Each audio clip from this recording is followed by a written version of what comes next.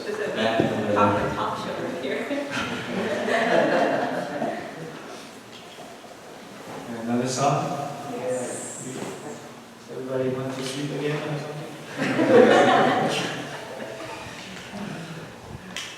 Okay, this song kind of so it goes do be do be do be do be do be do be do be do be do be do be. I like the roses, I like the daffodils, I like the mountains, I like the rolling hills, I like the twinkling stars when the sun goes down.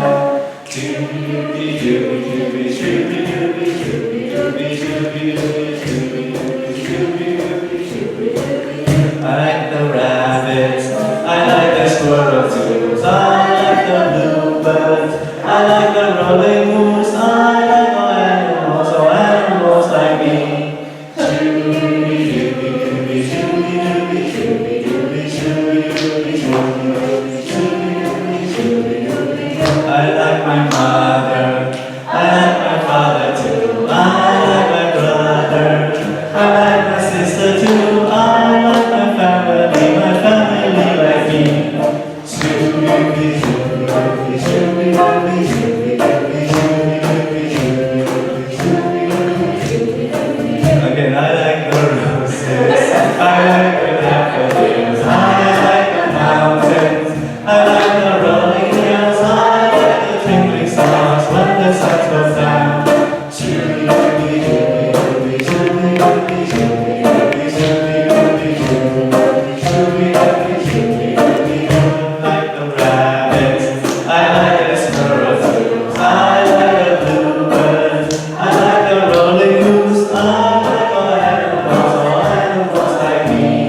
Doobie doobie doobie doobie doobie doobie doobie doobie doobie doobie. I like my mother, I like my father too, I like my sister, I like my brother too, I like my family like me.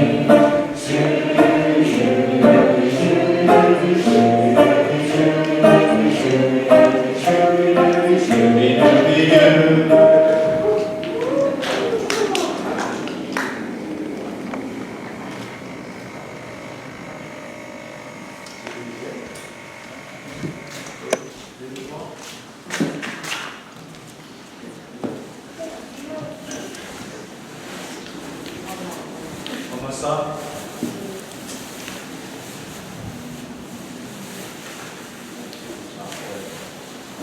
With a great big smile. So, like chorus one. I am a bird, a beautiful bird.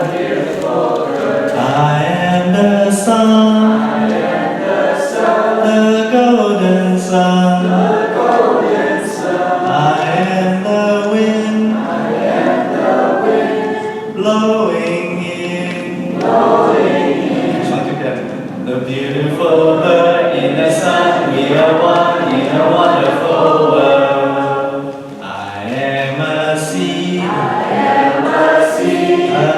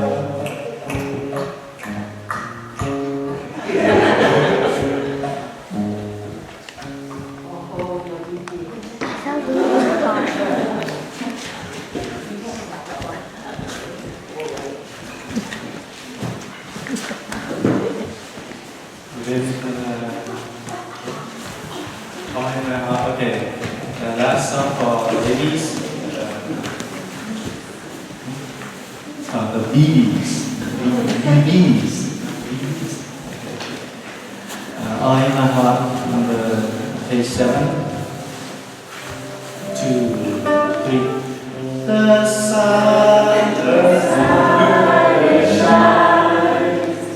on my face and on my eyes. The sun shines in my heart. The sun shines in my heart. The river, it flows from the mountain to my toes. The river, it flows in my heart. The river, it flows in my heart.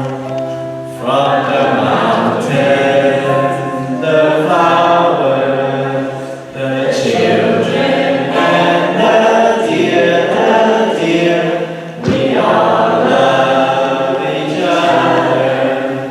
There's a place for everyone in my heart. The trees, they sway and give oxygen every day. The trees, they sway in my heart. The trees, they sway in my heart. The birds, they fly, and the school of fish swim by. The animals are all in my heart. The animals are all in my heart. From the mountain, the flowers, the children, and the deer, we all love each other. There's a place for everyone in my heart. There's a space for everyone in my heart. There's a home for everyone in my heart. So thank you, children, for being here for a short moment. You are now free to go with Sister Calm Down, and I hope she will calm you guys down. Okay? Please come with her. Yeah, children, stand up.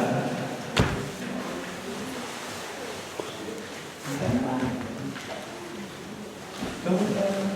Bye-bye. Have a nice day.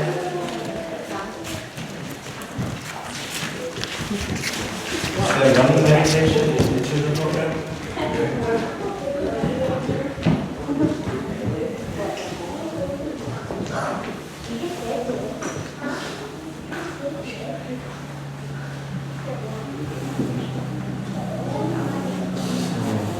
Welcome everyone.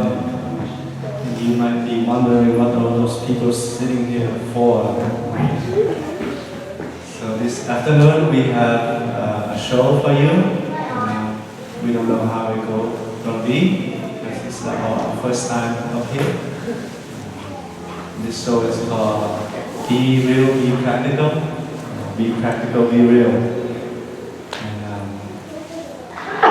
And this 5 called mindfulness trainee. They have been training this mindfulness for quite a long time, and that's why we in this retreat we invite them to come up here to share with us what is it you train, why you train mindfulness, what is your purpose, and what have it benefit you, and what is the thing that inspired you to do this training. And so let us welcome them. And I think we are kind of nervous up here, so let us enjoy, do sound of the bell so we can calm down. Sister calm down already left, so.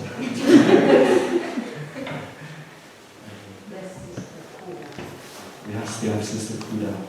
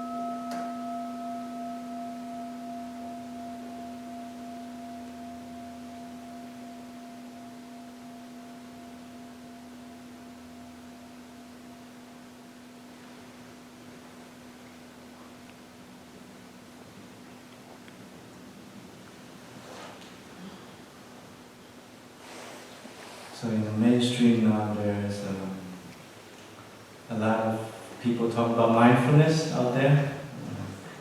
They even sell mindfulness, and you can go to a lot of different mindfulness retreat and mindfulness workshop. And I don't know how real they are and how practical they are in their program, but mindfulness is something very very wonderful for us, very like a concrete practice that can be applied to our daily life, and it helps us to be more happy. So out there, people have to have license to offer the retreat. You have to go to training and go to courses and seminar and a number of years or so, and then you get a license. So the monastic here, we don't have license to do that, but we are. So are we real? Yeah. And so we have here 5 guests who came from different places, Canada and Texas, California, everywhere.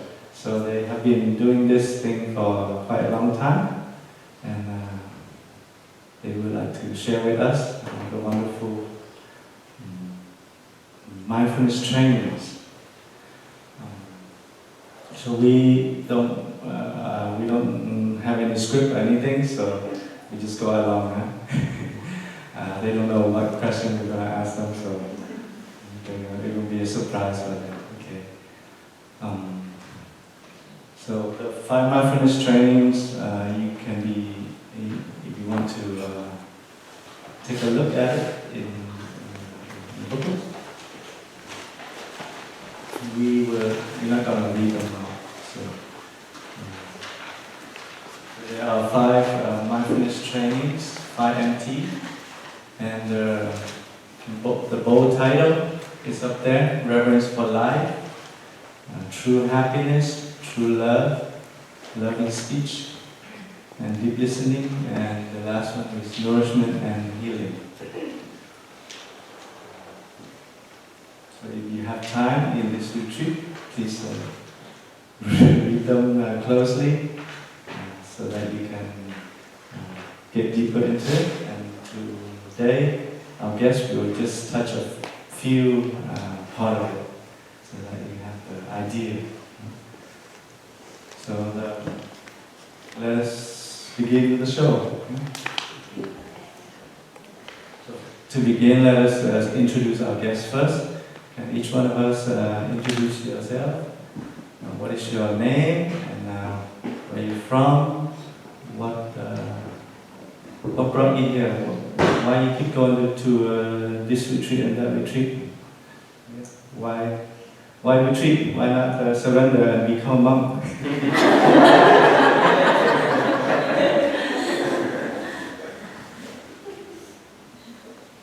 Dear brothers and sisters and friends, my name is Kai.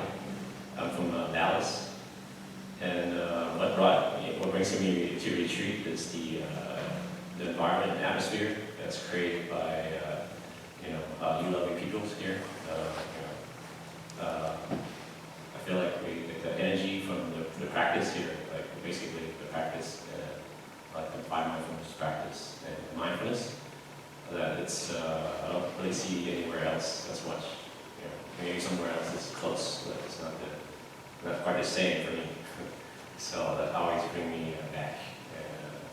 And I always feel it's really conducive. Like I'm not just doing it by myself, but a whole community. With that energy, and always remind me to be that. So it's really beneficial. So that's why I always come back.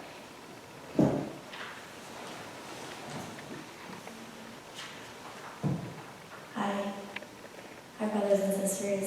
My name is Melissa. You can call me Mel. I keep coming back to this because I don't know if you've seen the pamphlet, The because life can be really fast. And sometimes you need to slow down and reset. And I find that every single time I go to retreat, practicing with a community like you all just really helps me reset. And so that's why I keep coming back. Yeah, so I'm very thankful to be here. And I'm very thankful for my family that always asks me to come. Hi, my name is Kayla and I came from Beaverton, Oregon, which is close to Portland, Oregon. If you guys know where that is, it's south of here. I started doing this retreat about 7 years ago in California. It was the first one. And I really liked it. There was a lot of joy and peaceful. And as soon as I stepped on here, I just felt peace. And it's just happy, it's internal happiness, because life is so busy. And there's a lot of stuff going on in our lives with kids and work and all of that. So, it's just a couple of days of letting it all go and just enjoy ourselves here. Thank you.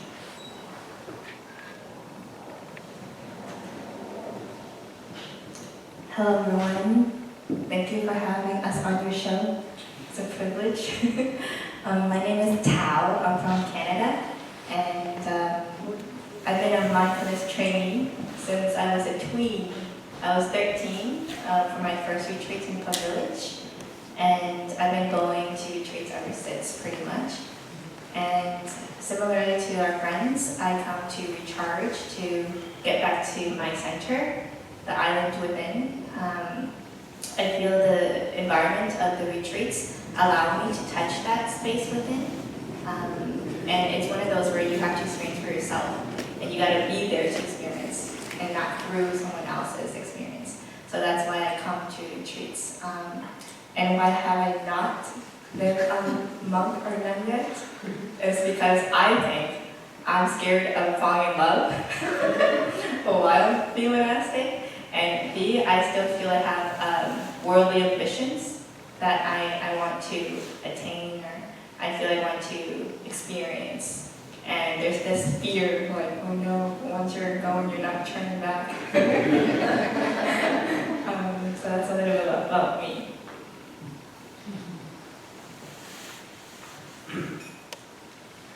Dear community, dear family, my name is Yui. I'm coming from California. I've been practicing this tradition for 6 or 7 years now, and I keep coming back because they always cook great food here. There's good community, and in the busy life that I have, and I always need a place to stop. And I find doing that with the community and doing that with friends and doing that with support is the best place to do it. So really happy to be on this talk show. So, thank you. I forgot to introduce the host.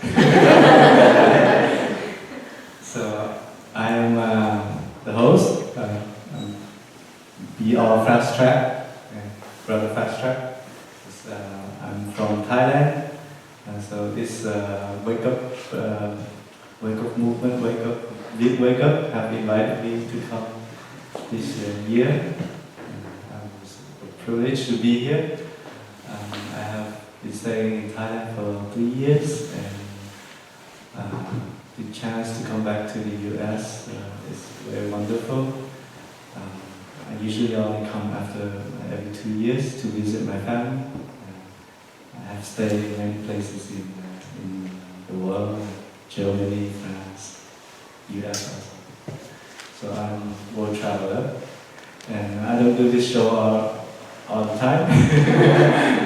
So this is my first show and try and error kind of show.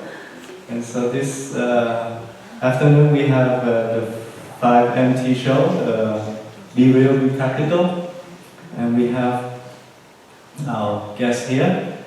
The 5MT, the first one is called Reverence for Life. So I think Brother Kai is the one who are training in this one very hard. And so Brother Kai, You have been training for how many years?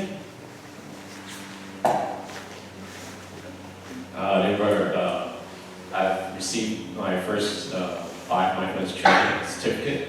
I believe it was in 2011. 2011, that's 8 years. Wow. Right, but the first retreat was in 2009. So yeah, so I'm there. So that's how long. So what do you think? Are you a vegetarian and all that? I am a vegetarian, yes. And that's part of the practice that for reference for life. And I started that when I was in college, believe it or not. So 2005. And just one day, I just expressed to my roommate. I was like, I always want to be a vegetarian. It's like I like animals, compassionate. And then one day he's like, well, why not? Why don't we do it, right? And so I didn't say anything, and just did it, because I had nothing else to say, right? And he got me. Is that good? Does it benefit your health at all? Does it change your lifestyle? What kind of change did you experience being a vegetarian and practicing this compassion for life? For me, I'm not too worried about health as much. I do know that, but I do, try to be mindful of eating to that I know that it's already, being a vegetarian already cuts down on all the toxins that I could have, cholesterols, things like that. I feel much lighter when I first started. It felt normal to me now, but when I begin to eat vegetarian, I notice that my body is much lighter because it has to work much less and I digest quicker. So I don't always have a heavy stomach, for instance. And the other side is that I don't feel guilty. I don't have images of whenever I eat, especially learning mindfulness. Whenever I eat, back then when I eat meat, then I'm always reminded of those images of the suffering. And actually, the suffering of those animals is not just there, it's something else outside. I feel that it's my own suffering also. And I learned about intervening and starting to see that, realize that, learning science and seeing how autumn manners, transform from one place to another. And, like we digest physically the food and digests and comes back to the environment. From the environment, it comes back to another life. And in science, the smallest unit of life is one cell, right? But I think that's kind of limited, because how can something from no life comes to life? So I think that at least knowledge-wise, that everything's alive, even trees, rocks, minerals, atoms. They have their own. Seems like they have their own consciousness or their own, way of interacting. So, anyways, What about like your family and friends, like when they have parties and things like that? Do you have any conflict when they want to go to a party and ask you to drink and eat meat and all that? Do you have problem with that? That's a good question, and that ones that come up quite often. It's hard. Can never avoid it unless being asked to go party and being it's part of bonding with family, community, friends, and but I have no issue with that. Well, it first starts with me. I don't have issue with people eating meat. So I mean, I can take care of myself, but I don't try to enforce it. So that's part of understanding, I guess. Part of training of understanding. And when I for drinking, that's I noticed that it takes a lot of just like growing a pound of meat. It takes a lot of energy and resources to produce produce alcohol. It takes a lot of grains when it can be used to feed people instead. And we know we have a lot of starving group of people. Okay. We're privileged to live here, right? But other places So, but alcohol is easy for me because when I was really young, like 3 or 4 or something like that, my grandpa just told me, don't drink, and that's it. It's easy when you're young, I guess. So that's what he said. So, and for parties, I'm really resourceful. Practicing becoming a vegetarian, it helps me become really resourceful. Like when I go to restaurants or anywhere that I'm invited to, I always pick out something that's vegetarian. Or at parties, I always become flexible and pick out something I can eat. That's it. Not a big deal. And if there's some meat on it, I just brush it aside. So because the focus is on, for me, it's on compassion versus the taste of the meat or the toxin. So therefore, that's the aim. So that's why I can brush it off and eat it. Wonderful. Recently, I heard that your wife also, going on vegetarian full time also, right? Is that correct? That's actually not true, but but however, she has been inspired to eat a lot more veggies, and she has an experience recently where she came back from eating out of I guess this Mongolian hot pot place, right? It's really good, but at the same time it's really salty and a lot of cholesterol in the broth. And she came home and she's only 34 or 35, and she has chest pain. She had it for 4 days, and that's like a wake-up call for my wife. Because she doesn't gain weight, her body doesn't gain weight, so in the past she's been eating anything that she wants, and as much as she wants, so, and the sign didn't show up. That's a good thing, and also a bad thing, as we realize, because if the sign shows up earlier, a warning sign shows up earlier, you can deal with it earlier. So, but we're having a little checkup, and it's okay. It's definitely a wake-up call. So thank you. So let's recap this. So he's doing this not because of just vegetarian things, but because of his compassion, and that's what we hear from you. So thank you, brother, for being so kind to the animals and have a healthy life. Thank you.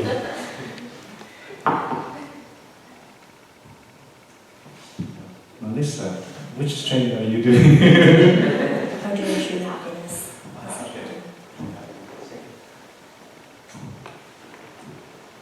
Are you happy, Melissa?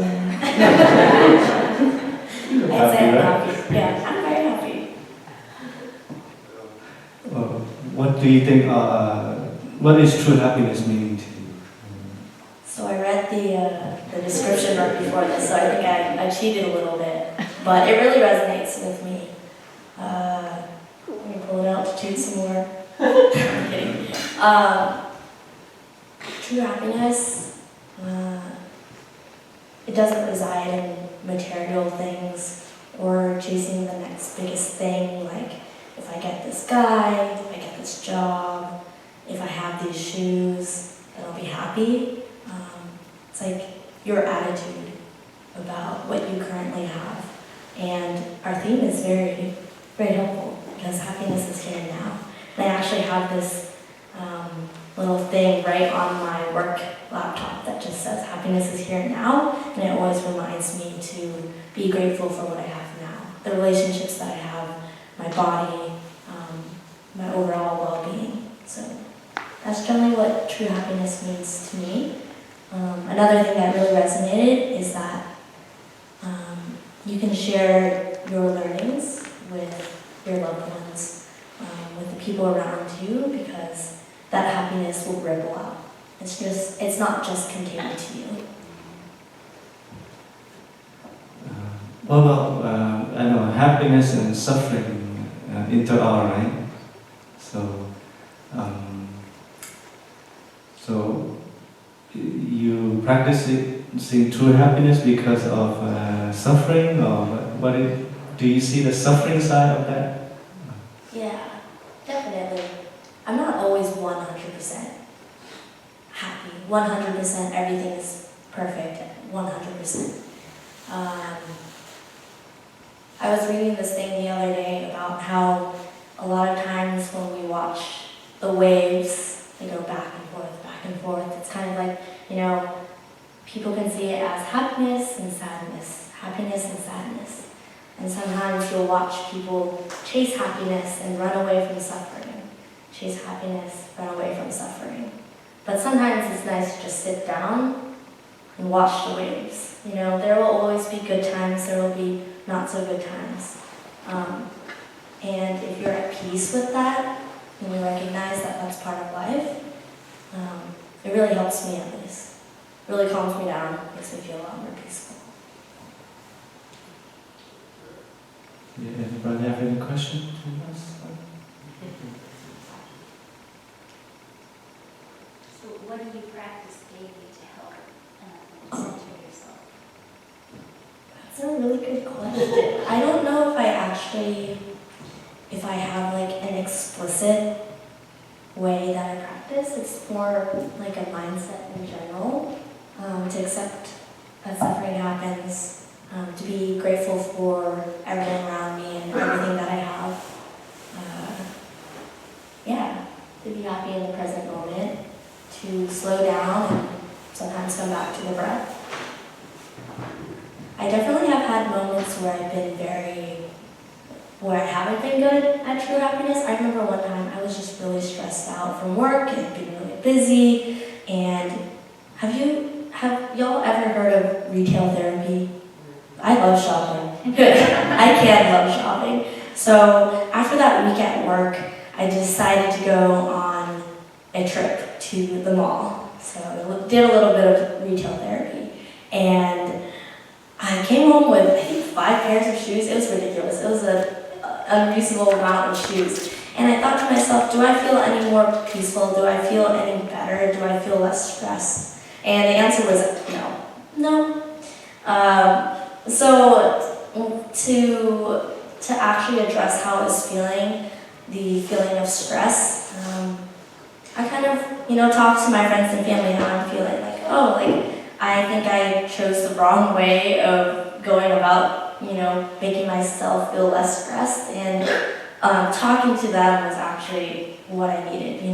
They reminded me, these things are really great in your life, and you don't need those things to be happy. And I was like, you're right. So I went back to the mall, I returned those things, and I did definitely feel a lot less stressed because I was able to talk about these things and just share what I was feeling. And they're like, that's completely human to, not be perfect all the time. And, you can always come to us. And I felt very, very, very thankful for my sister, my parents, my friends who were there to listen. And so true happiness also means give away your stuff, right? So it's also be generous to others, and so you can give your clothing and your shoes away. So thank you for your practice of true happiness and less shopping. And I think if people consume less in the market, in Amazon or in the mall, I think we'll be more happy because I know that the goods that supply to us come from many different places in the world, and a lot of those places are very poor. They don't have anything to wear or anything. But we in the West, we have so much extra. And it's sad to see that the scale of the rich and the poor is getting farther and farther.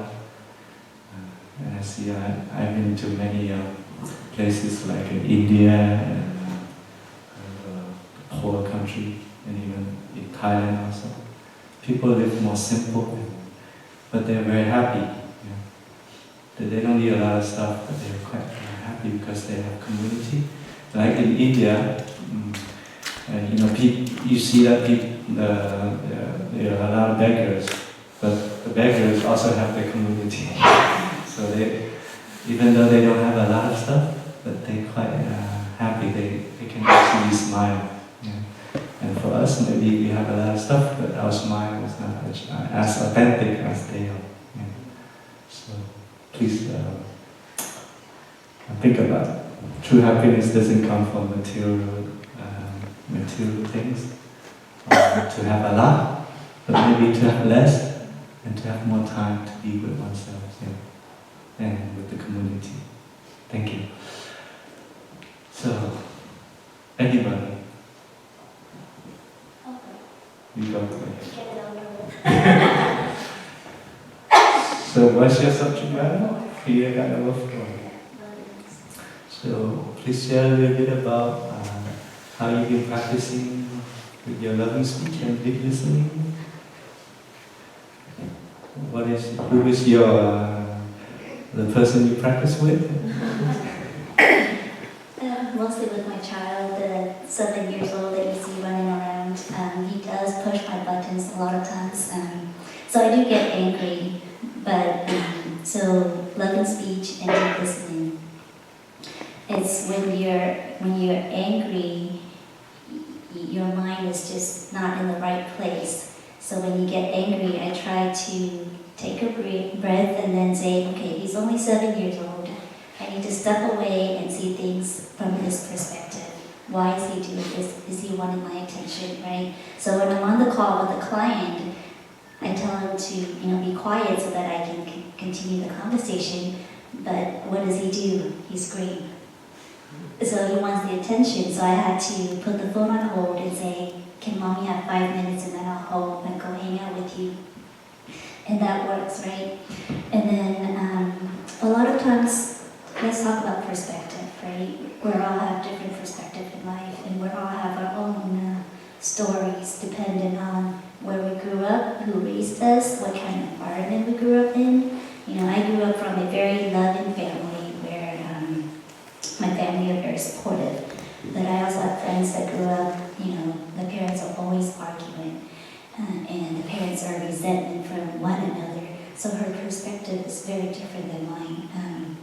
A lot of times she would come and she would share her, stories about her parents keep on fighting and fighting.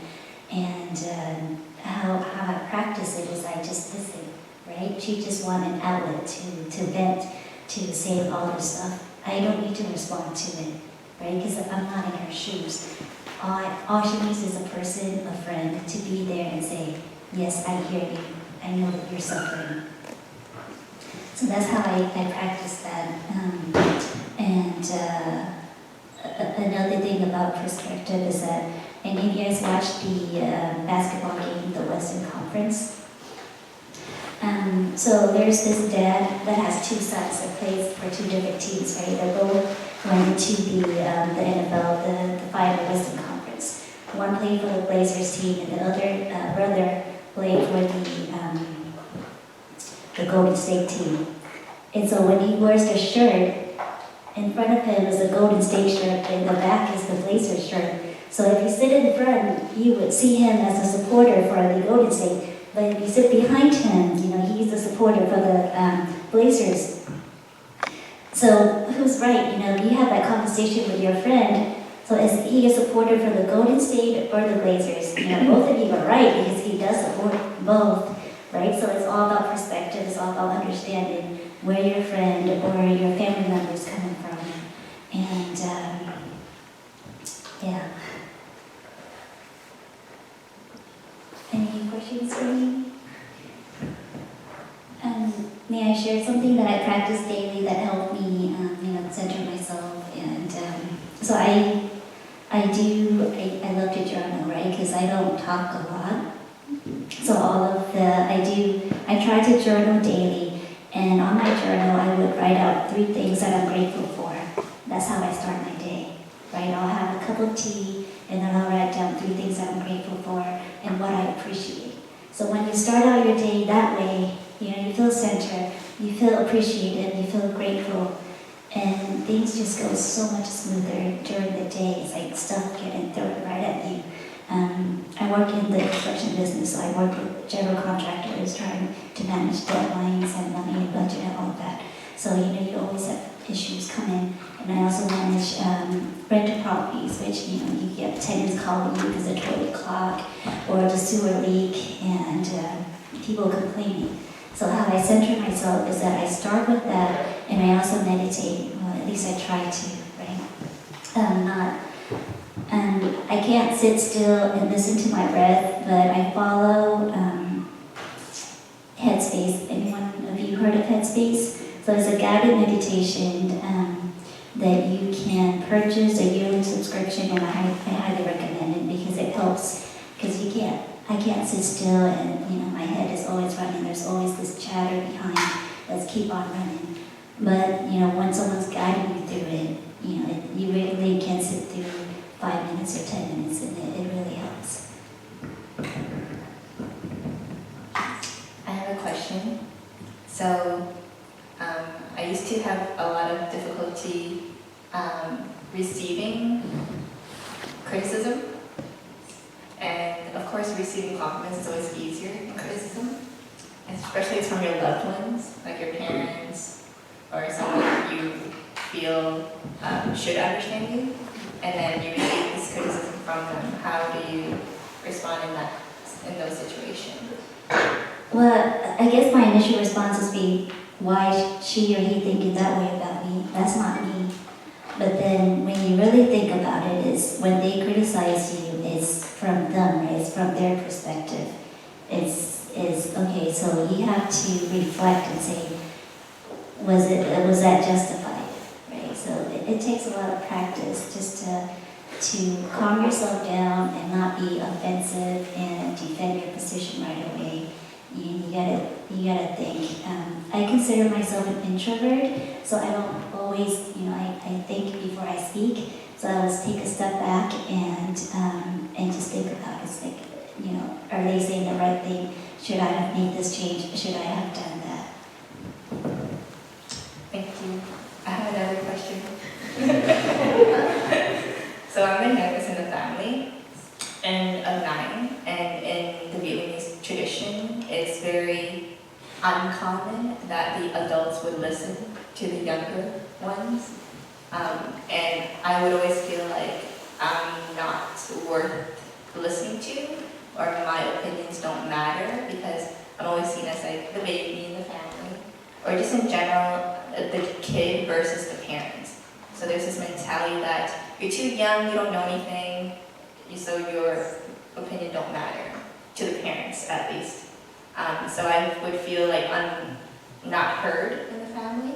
So I would try to want to be listened to, but get rejected.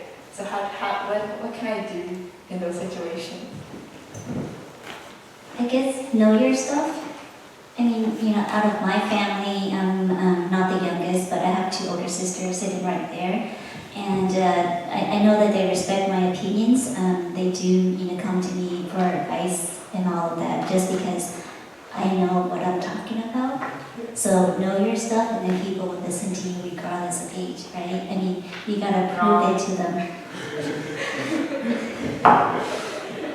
But other than that, I don't know what other advice to give you. Maybe other brothers and sisters can chime in and help out.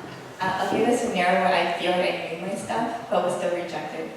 So I worked in the pharmacy for 5 years, and I pretty much know most of the medications and the side effects and whatnot.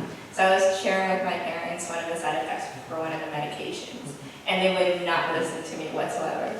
And they said, yeah, you're not the pharmacist, you're not my doctor, you're still learning.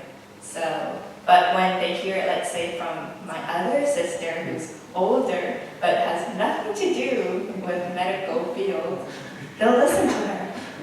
But Mom, I said the same thing, and you rejected me.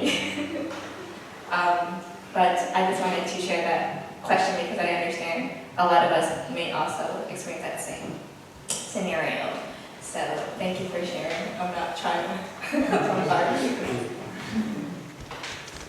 Sometimes our parents, always be their parents, and a child is always a child, even you are 50, so we have to just bear with it. We have to also be compassionate to ourselves that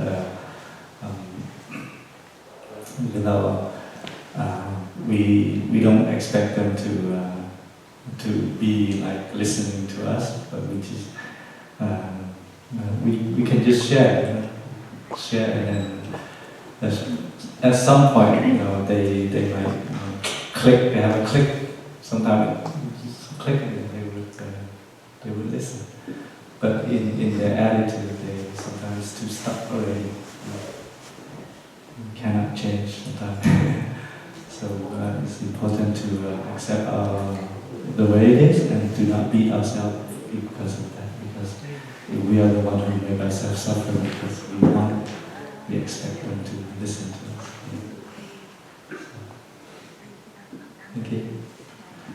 So since you have the microphone, I think the next subject could be very, very hard. I think Sister D already talked about this morning, but let us hear some of the bell too.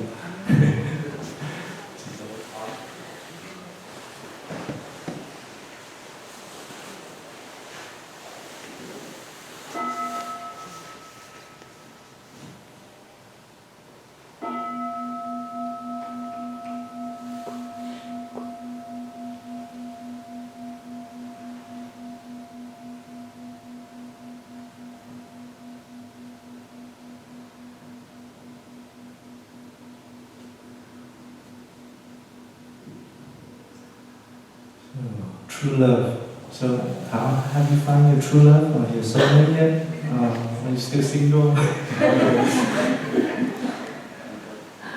Well, my part is pretty simple because who was here for the Dharma talk this morning? Okay, then my part is done. I used to think that, similar to Sister D shared, that I would like to meet a partner who ideally would be my soulmate. Especially witnessing my parents' relationship, I didn't feel that they were each other's soulmate.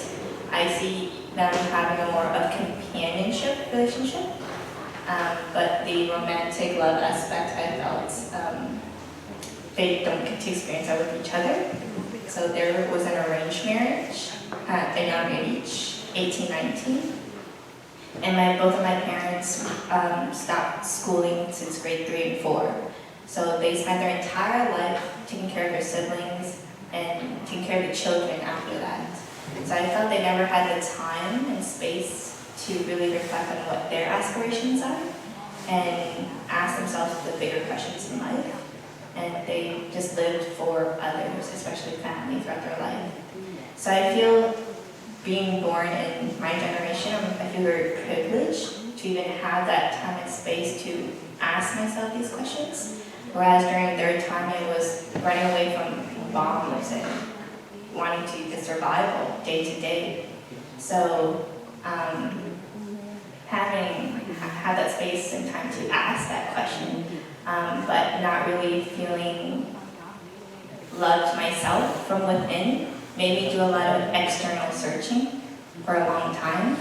And relating back to me being the youngest in the family, not being felt heard or not being felt valued, it made me want to seek external validation even more to prove myself that I am worth being listened to, that I'm worth being valued and being loved by.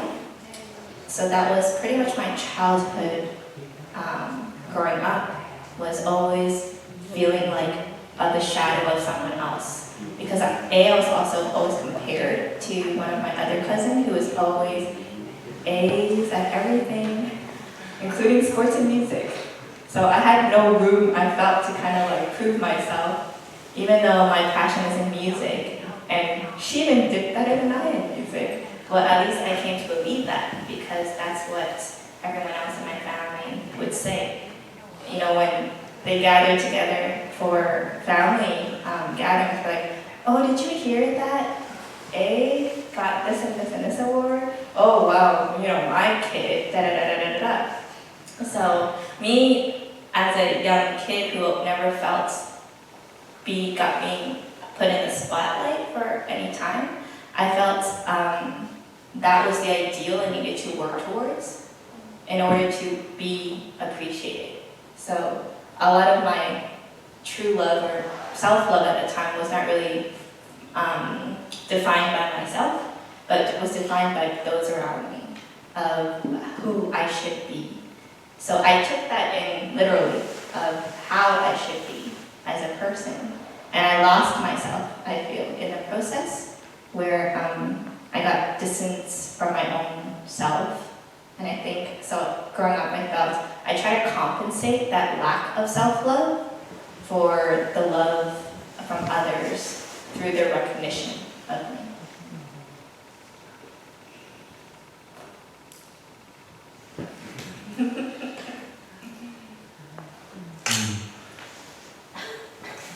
Have you ever have like a relationship with others? And, Ooh, this is where it gets juicy. So, parental consensus. So I was in a long-term relationship for 7 years. So I was 19 when we got together and he was 21, so 2 years apart. At that age, I felt more accepting of myself, but not fully yet. I was still finding myself, so to say. And I think I tried to find myself through relationships with others. So even my best friend from high school, she was a top student in the school for her grade, and I felt I used her as kind of like my standard to look up to. So my friendship, I felt I was always trying to incorporate that characteristic of the other person in me, because I felt I lacked that, and they had that. So in the relationship, I felt we got together very spontaneously. It was very organically. And it was started as a friendship, and it blossomed into a romantic love relationship. And I did try to hide it from my parents because they're very strict with that. They don't want me to get into relationships until I finish school. That's after university. But we all know in our society that's not very possible. So, but they found out because I was given a rose and I couldn't hide that rose anywhere. So my mom knew through that rose. But I was very happy to know that they didn't really shun me away from the relationship. She just thought of like, oh, you're just playing, like you're just you're curious and just trying to experience something. But she didn't think it would last that long. So through that relationship, I felt I learned so much about myself, and I think my partner also learned a lot about himself. And we both came from a background where we felt this lack of value, this lack of love from our loved ones. And I think because of that, when we found each other, we tried to compensate that lack of love from one another. And the four immeasurables, like compassion, understanding,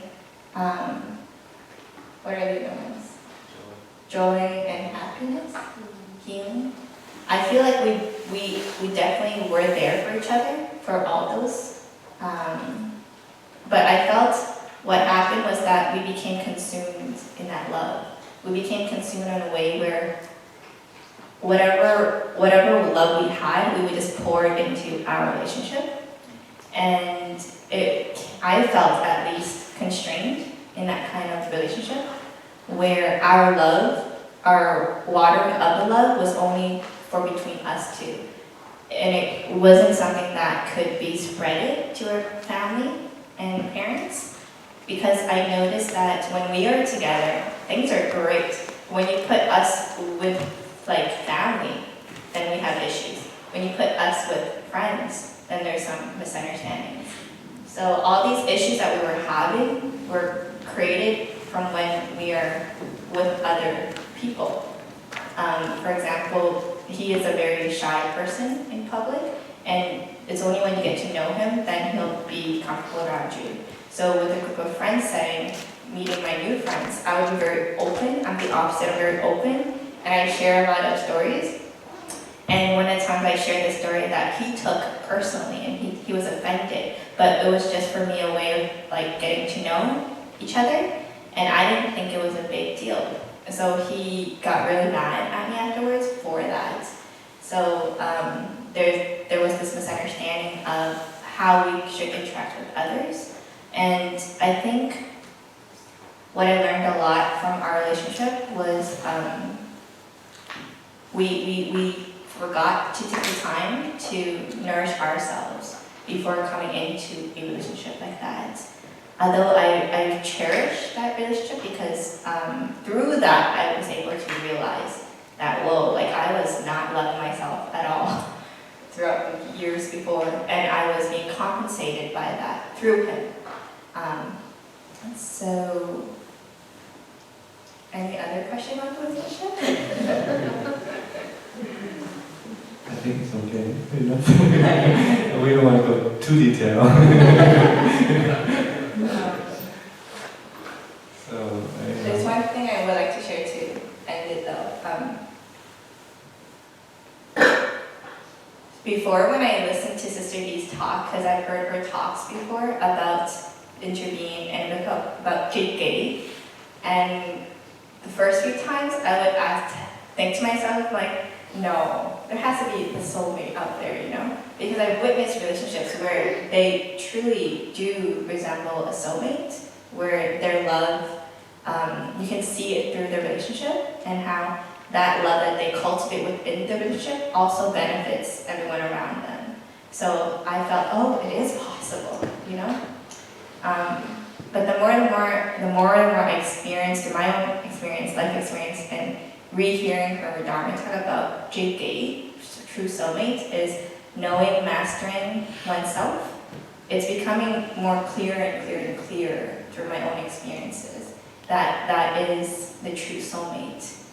Because once we start having that mindset, or once I start having that mindset of, oh, the person's out there, there's this desire of seeking, there's this desire of wanting to achieve that ideal reality. And then that takes away from our true happiness, which is, like she mentioned, what do we have here and now? And now I'm seeing that relationship. I used to value romantic relationship as like the ultimate, type of relationship. But now I'm seeing that it's not so much the type of relationship that we're having with that person, but it's more so the type of relationship we have with ourselves. And the more I take time to nourish myself, to love myself, and I literally would say to myself as a third person, like, Tao, I love you. Tao, you're awesome. Tao, and so on. And I feel like my body really, listens to it. And it's a really interesting relationship to have with oneself. And I think from that, starting that process, I was able to have this kind of loving relationship with my loved ones, my parents, and my siblings in a way that I never got to express before. And that has strengthened our relationship so much over the years, especially with siblings who I used to have a lot of difficulty with, where like just hearing our voices, we can be like, agitated by it. But now we can actually sit down and eat together and have a loving conversation together. So I'll leave nourishment so you two continue on. So thank you, Tao. So self-love is the foundation of true love. That's what she's now trying to share. Thank you. Yeah. So let us listen to the sound of the bell to go to the next chapter.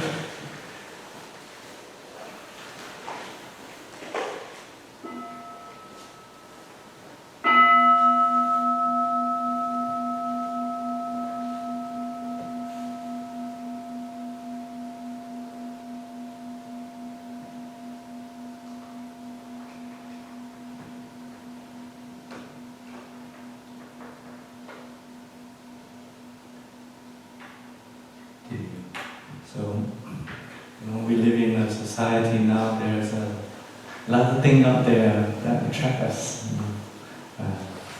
New iPhone and all that things, new technology, everything new, everything is advancing, and it really catch your interest and attention.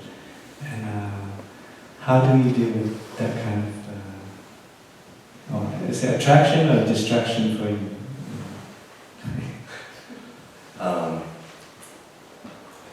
It's a lot of, there's a lot of things to have fun with in this world and be distracted or attracted to.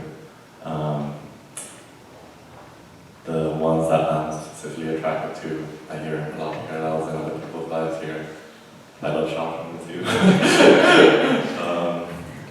If I do feel down, I'm going to buy a piece of clothing or a shoe for myself. Somehow makes me feel a little better in the moment.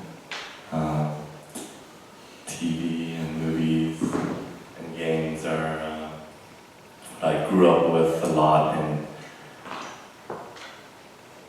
satisfying some desire or feeling I had when I was, going through life. I think one of the things, being here at the retreat in terms of things that attract me is seeing what type of things produce different outputs for me. Here there's really good food. There's things that nourish my body and really feel wholesome, and how it consumes and make me feel light. When I eat, it makes me feel heavy. And going to Dharma talks and being at deep relaxation and listening to nice music and someone nourishing me with, kind words and kind thoughts. I can see those bring a lot of nourishment and healing in my life. So the first thing for me is being here. It helps recognize what's good for me. I know the other things that I do like outside of this retreat make me feel good. But it's something that doesn't seem to last long for me. And doesn't seem to nourish me in a long-term way, which actually makes me feel good. Exactly. Watching a show it's very easy on Netflix when it automatically goes to the next episode, and 6 hours go by and I finish a series already the day it comes out. I think that might make me feel relaxed at work, but it actually makes me feel a lot more tired, especially since how they produce some of these things for us these days. I know coming back from one of the retreats as well as another program that I was in, I was without media for a good long time, about 3 weeks. And when I watched TV for the first time coming back, one of the things that really jumped out to me was how quick each frame between each shot was made. So one thing I didn't notice before was there's only 1-2 seconds between each frame in like an action movie. It makes you really jittery. And really trains your brain to constantly want that next cool image or cool action shot.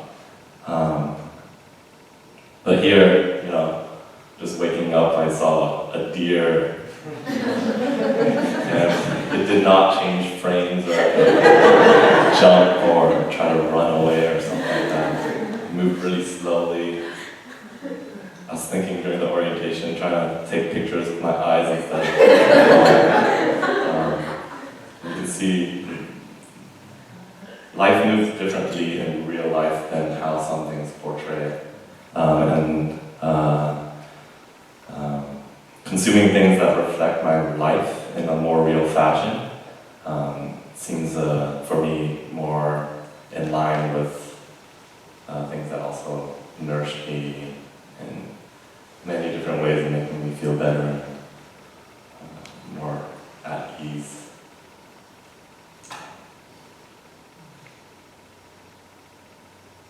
Wonderful. See that when we come here, we look quite simple. Right? We don't have to dress very fancy to attract anyone. We don't have to just be too attractive or distractive. But we can just be ourselves and enjoy the simple thing of life. And that's real wonderful when we come to retreat. And so, and to bring this kind of mindfulness home, you know, what do you recommend to do? How can we take this home instead of keep on the retreat? But I think the teachers here have been giving us very simple practices we can take home, and not to overcomplicate how to touch happiness in very small moments in our life. I think for me, the biggest thing has been coming back home and practicing with the community. So I think this is a lot of work on yourself, a lot of work on your, how you can show yourself true love and be listening for yourself and other people. But in the community, for me, and sharing in the community as we'll do later in Dharma, sharing, having the community to shine the light where I'm not doing well or where I am doing well as well, really helps me grow in this practice. any other comment from you? For me, I noticed the biggest change that has helped me on our practice, or helped me move better on my path of mindfulness trainee to mastering myself, would be the environment. So I get easily affected by the environment I'm in, whether it's the people, their moods, or the energy around the environment.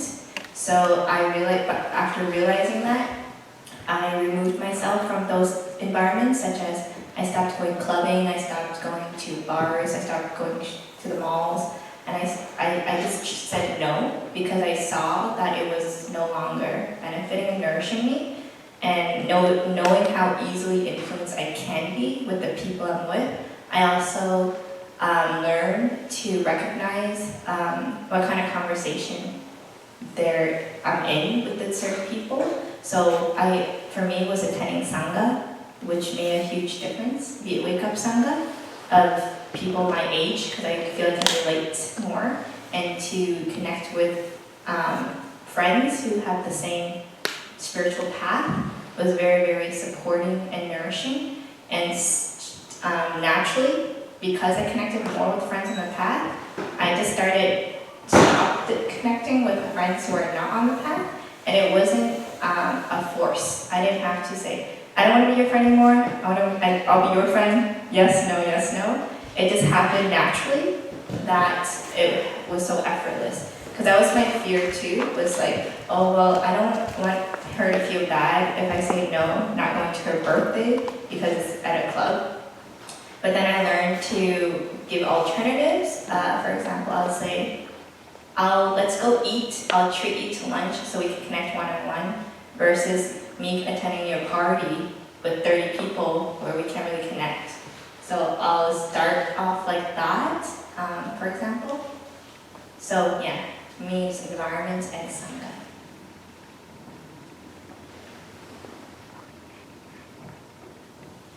See, how can we take this home? There's a saying that, do as I say, not as I do. So having a child remind me of things that I tell him not to do, and I go and I do them anyway. And he keeps on reminding me, right? So on my vision board, I have a vision board at home, and on it I have eat mindfully. And sometimes, I'll have lunch right in front of me, and I'll have my phone right in front of me too, and so I'll watch a movie while I eat. And then he comes in, he's like, "Mommy, what are you doing? Why are you eating and watching a movie?" you tell me not to do that. Why do you do the same thing? So he's a great reminder that, we as parents, we lead by example because they see what we do and they follow what we do, not what we say. We tell them not to do it, they'll go do it anyway. So I'm not sure how to take this home. What I do at home is journaling. So I highly recommend that for young adults, for everyone. That's an outlet for you. If you don't want to share your feelings with others, just write them all down, right? And you can end it with, I'm grateful for this cup of tea. I am grateful to have a warm bed to wake up in. So I serve the homeless once a month, and just serving them and seeing that they don't have anything, they don't have a home. Portland has a huge population of homelessness, and it's an issue that we need to resolve. But so when you see that, you appreciate. It's like, okay, so I have a home and I have food, and just looking at that, you're happy.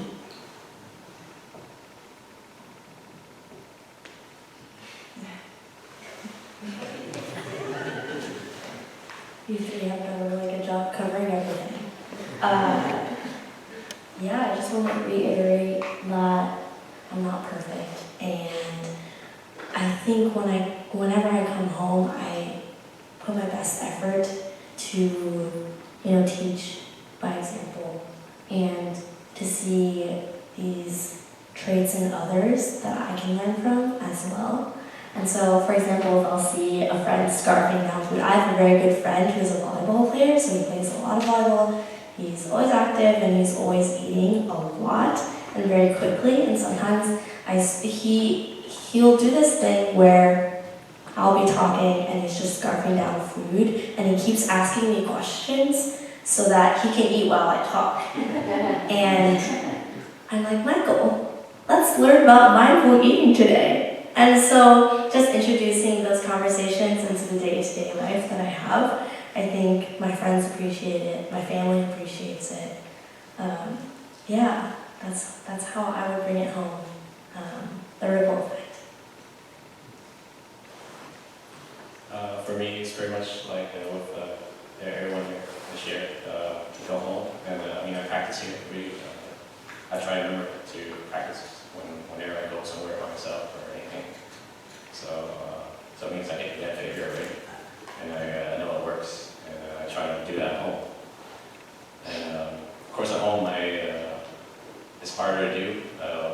It's like it wears off after a while. So I look into joining a sangha or creating my own sangha, and just to try to keep those practices alive. I see new people that come, and I was able to talk them to come somehow. But they might not stick around sometimes, but some of them do get the benefit. They don't stick around because they don't have the same experiences here. It's harder to tell someone, right? So they come and experience it, then they can go home and see the value and try to continue that. That's easy. And sometimes I have to go alone, but I still go alone because maybe we meet like once or twice a month, but I still come. That's how we keep a sangha alive. And I'd say the first person who's going to benefit is me when I go. Because it's like joining a gym class. You go there, it's like, you have to go. You're wasting your membership, right? So,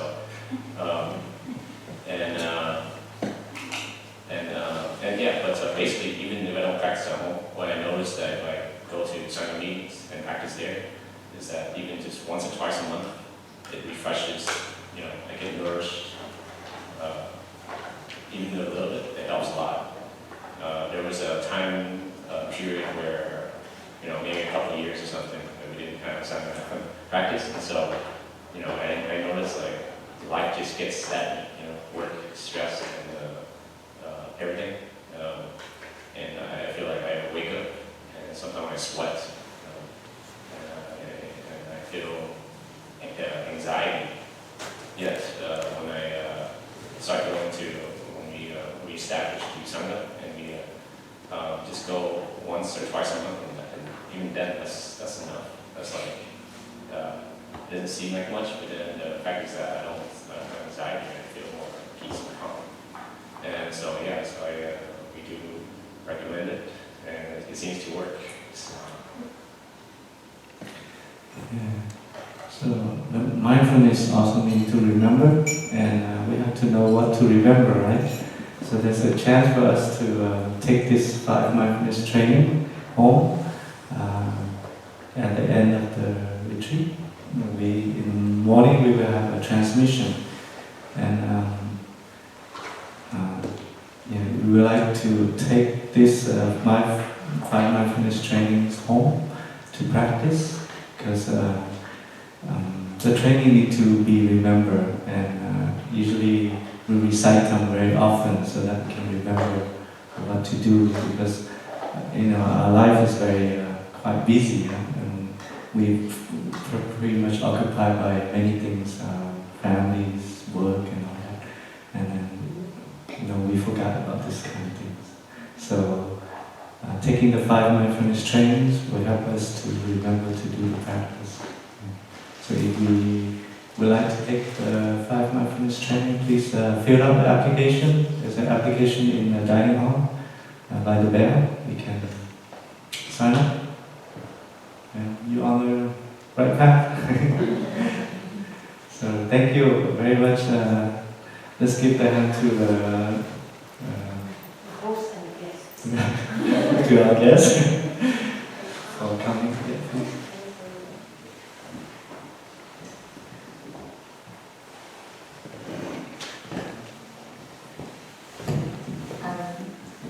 Just another minute. They say if there's something in your heart and you want to share but you don't share, then it'll creep up on you still. So I just wanted to share what's in my heart.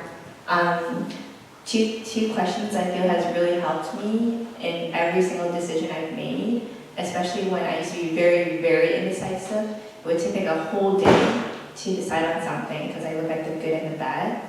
So 2 questions I feel benefit to all of us would be, A, is this nourishing me? And B, is this nourishing and benefiting others? So it has to first nourish myself, and then if it's a yes, then the next question is, does it nourish and benefit others? And if the first question is already no, then you don't need to ask the second question. And I feel that's been very, very helpful for me. And the second thing I definitely want to mention is patience, because I know coming from a retreat, coming home, you just want to share with the world, but then people are not very ready to receive. If they're not ready, then they're not ready. And any forcing is just going to distance them away even more. And the only way to be patient is to cultivate that within us. So for me, when I went vegetarian 13 years ago, I did it for compassion. I did it on my own. My family was not vegetarian, and living in a family of 7 people, I was the only vegetarian in the home, and not knowing how to cook. But similar to Kai, it wasn't because of the taste I went vegetarian, it's for the animals. So at that time, food wasn't an issue for me. But the good news is, of course, I went through many challenges too within the family. Like some meals I was not sitting with family because of the food. And but the good news was that 3-4 years after I became vegetarian, my mom also went vegetarian. And then after my dad also went vegetarian. And then after that, my sister is vegetarian part-time. Because my mom only cooks vegetarian now. So anyone in the household is living in the household must eat vegetarian, and then they eat non-vegetarian on the weekends. So the ripple effect is there, it's real. It just takes time and takes patience. And similar in the Sangha, no one was vegetarian in the Sangha that I was in. And I remember I was very sad for one of the potlucks, because with the Sangha, you think that it's a given that it's vegetarian food, but there was a seafood lao potluck, seafood, and I was a little bit saddened by it, being vegetarian after like 8 years by then. I kind of almost lost hope in the Sangha, but I realized, similar to Kai said, I come for myself first. I come to practice for myself first. And 4 or 5 years now, there's 1, 2, 3 members who are now also vegetarian. So I think the main point is just do it, go vegetarian first, for yourself, know why you're doing it first, and then people around you will see your change, and then they catch up to that too. And if anyone wants to, ask more questions about that, I'm here for you. And so I've been vegetarian for 13 years and vegan for now 2 years. So now there's so much resources out there that will support us on this path of compassionate living. So good luck everyone, and take the 5 MTs. Thank you everyone. Thank you for coming to our show. We end here with 3 sounds of the bell. We can discuss more about this 5 mindfulness training tonight in the Dharma sharing group. Let us sit up comfortably, relaxingly, and enjoy the sounds of the bell.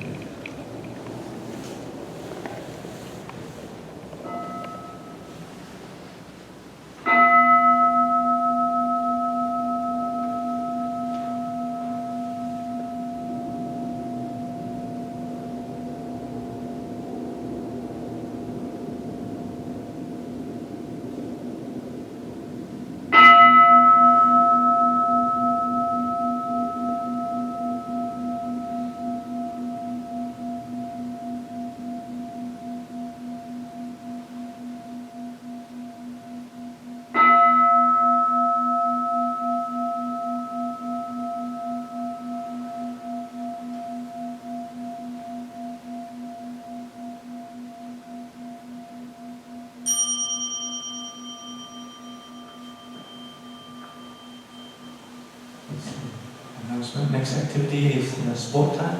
Yes. Sport time. So go out and play volleyball.